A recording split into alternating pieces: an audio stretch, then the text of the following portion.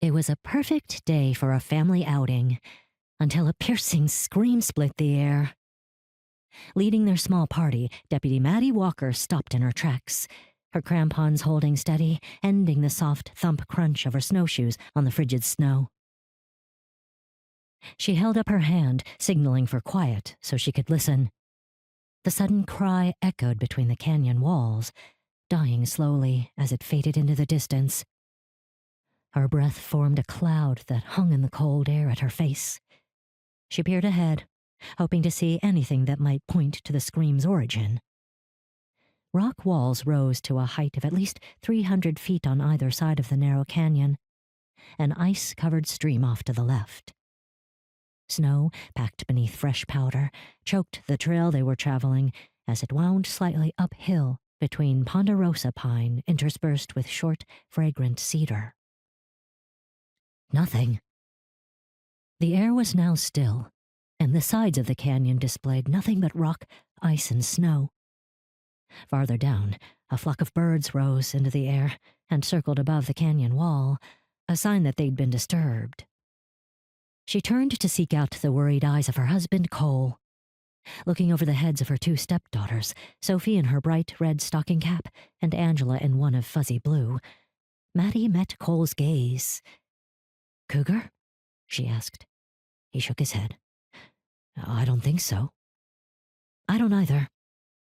9-year-old Sophie piped up, her brown eyes wide. "You mean it could be a mountain lion?"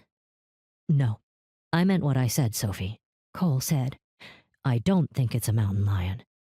"Whew, that's a relief." She lifted her short pole, gripped tight within the red mitten on her right hand, and pointed uphill.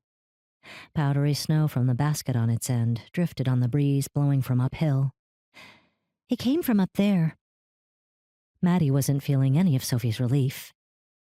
If the scream hadn't come from a cougar, it meant it was most likely that of a human. A glance at the worry lines on Angie's forehead above her blue eyes told Mattie that their 16-year-old had figured out what it meant as well. Mattie's canine partner, Robo, a large male German shepherd who weighed in at 100 pounds, raced down the path toward her, his black lips open, showing his white teeth and pink tongue. Their Doberman pinscher, Bruno, and Burmese mountain dog, Belle, followed closely behind him. Belle's slight limp was evident as she charged through the snow. It felt good to have Robo and Bruno there for protection in case they needed it. Belle was a big lover, but she would also come to their rescue if necessary.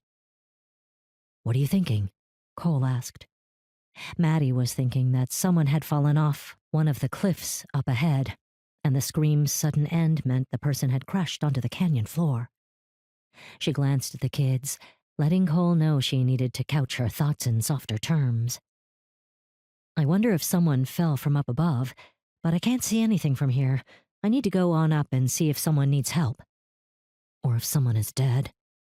She didn't want to voice her final thought.